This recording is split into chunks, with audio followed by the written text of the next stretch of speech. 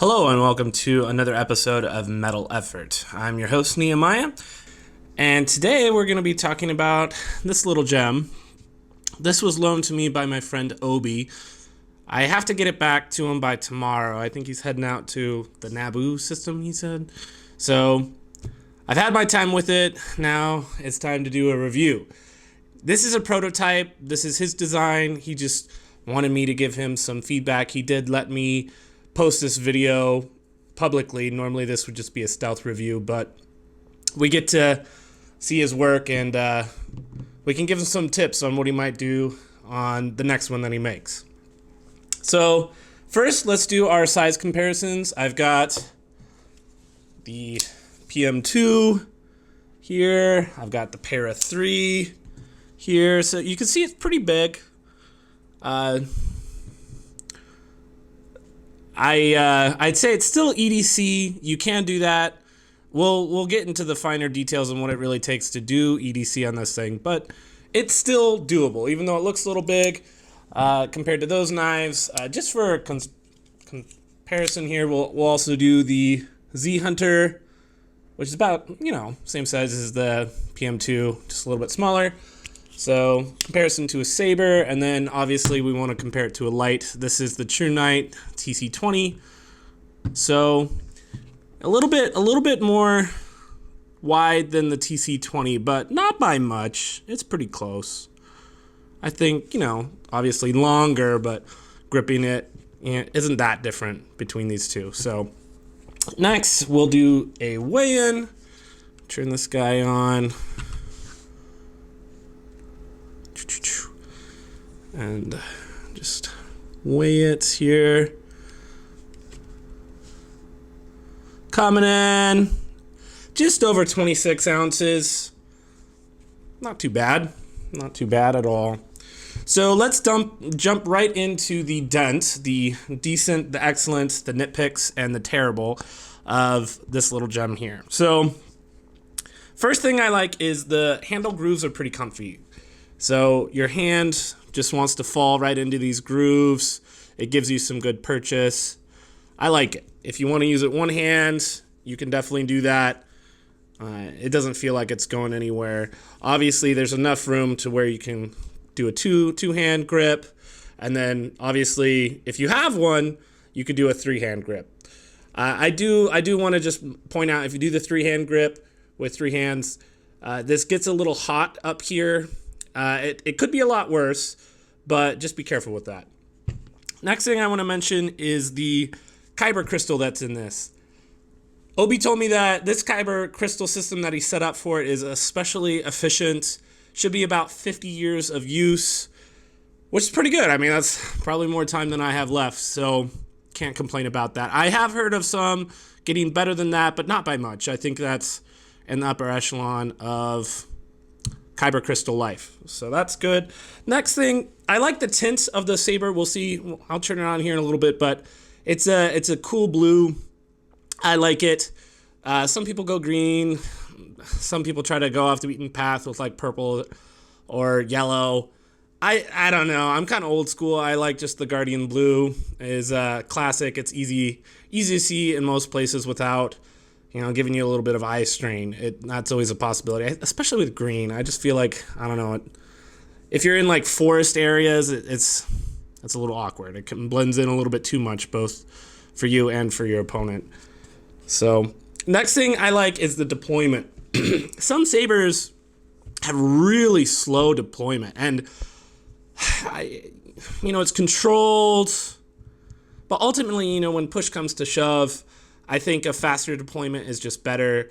It's easier to have accidents with a fast deployment, but when you need it, you need it. And so sometimes that fast deployment is the difference between life or death. So I'll take a fast deployment over a slow one anytime.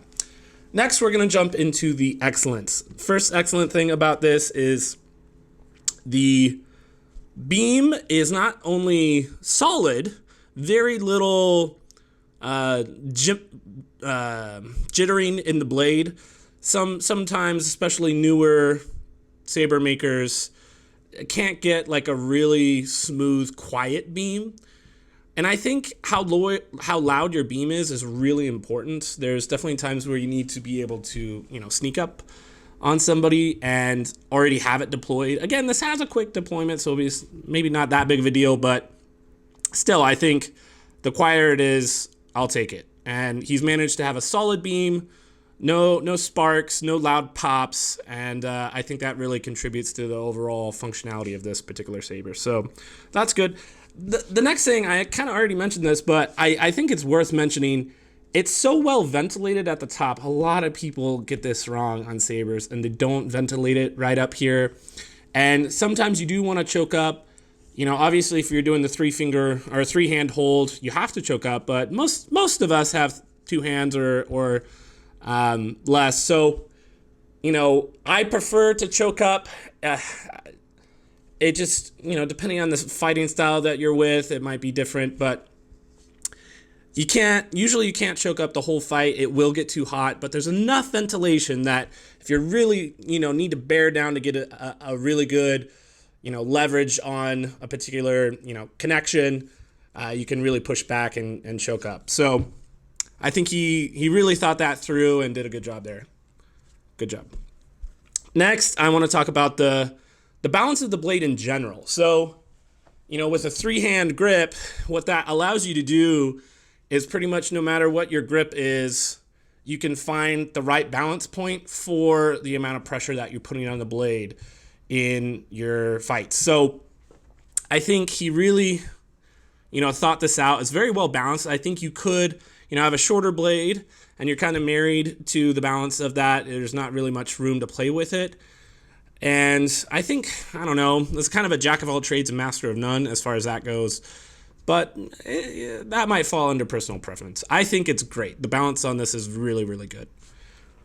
And this one is totally subjective, but it looks badass. Look how, man, he knocked it out of the park with the fit and finish on this thing, with a couple exceptions that I'll mention. But for the most part, man, you whip this bad boy out, and they're going to think twice about even going toe-to-toe with you. Because not only do you have a very functional design, but obviously you're deadly with an aesthetic eye. You better watch out if you whip this thing out.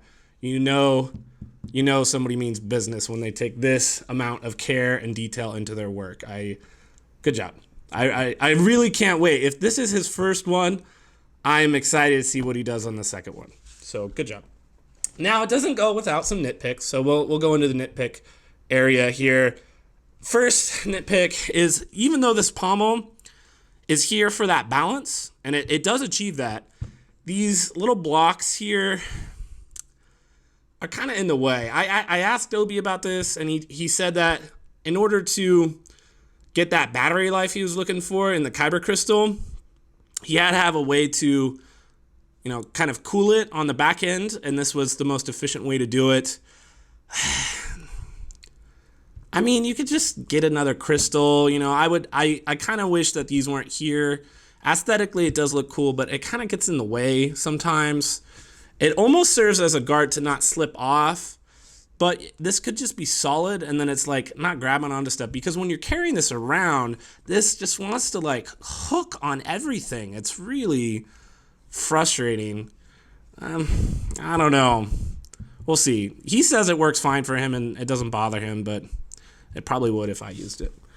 Next thing is the need for chamfering. Now, sometimes you don't want to have too much chamfering. So like on the finger grooves here, you want there to be a little bit of friction, but there's other places where it doesn't necessarily need to be there. Like I think all this around here should probably be chamfered just a little bit. It doesn't have to be like a flat 45-degree angle on these, but just a little bit. I can just feel, sliding up or down, depending on how much pressure you have, it could just be in the way. So I'm not a huge fan of that lack of chamfering. Next is the beam is a little too thick for my taste. So I think this is a good moment to turn the blade on. I gotta make sure I position this in the right way. So I'll turn off the light too. I don't want to blind us. It gets a little overexposed if I have everything on. So just give me a second.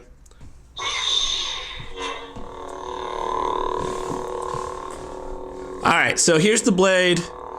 I gotta be really careful. I don't want to get my lighting equipment, but you can see what I mean. It's just super duper thick. You know, comparing it to, again, like the True Knight. I don't know if you can see this, but it's like as thick as the True Knight, and it's just really, it's hard to get some fine action with this. You can do it, but I don't know. I feel like you're more prone to accidents. It's catching too much in the air resistance. It's hard to get really fast movements sometimes. I don't know. Again, he says he likes this, but I feel like he could have gone with a slightly thinner blade. Really fast deployment though. Oops, just fried one of my lights. Put that away. Alright, so last thing we want to talk about is the Terrible. Now, I really only have two things here. The first one, in his efforts to make it like balanced, I think the overall weight was a little too much. This ended up coming in at 26 ounces. I'm a little worried about that. I feel like if you're going like one saber versus one saber that's medium size like this, I think the balance will actually win out. If you're going against somebody that has like a faster, like one-handed saber, I'm a little worried because I feel like just the movements could be a little bit too fast for this particular lightsaber. Or maybe like a dual saber. Nobody uses those anymore, so I don't think I'll have a problem with that. But still, the possibility is there.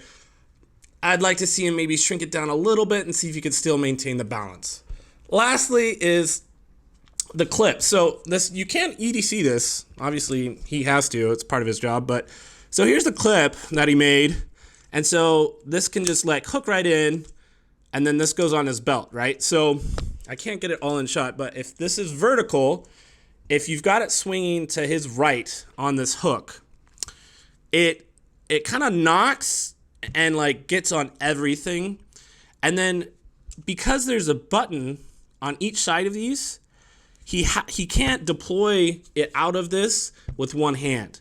So he has to reach over with his left hand and grab the top of this clip thing so he could pull this out. And so if you have it all the way on your right side, like somebody would holster like a blaster, it's really awkward to reach your hand all the way over, and it's going to take more time. So generally, and I think what he does is he keeps it more on the inner side on his thigh. And so it's just kind of knocking around on the front of your leg when you're walking. Now, he hasn't complained of this, but I would imagine that if you're making movements that it's swinging in the front here, sometimes it bounces and comes this way and hit him right in the family jewels. I don't know. I've been wearing this just to test it out, and that kept happening to me. And so I eventually moved it over to the right-hand side just to keep it out of the way, knowing that obviously if I'm not going to need to deploy it, I'm not going to need to get it out as quickly as he could. And obviously, if you're a force user, you could probably push these together and still do a one-handed. Obviously, you got to be focused for that, and it probably takes some practice. For those of us that can't do it, you got to have it on the forward like leg, one of the two legs, and it's just knocking around all over the place. I don't know. For me, it was terrible. For him, it probably isn't since he has the force. So that's it, guys. That's my look at this Kenobi custom. I think it's definitely an upper echelon of sabers. I am excited to see what he does on his next one, and I hope that this helped you, Obi, and thank you for letting everybody else take part in this kind of breakdown and stealth review. That's it. That's all I have for you guys. Have a good week, and I'll check you out next time.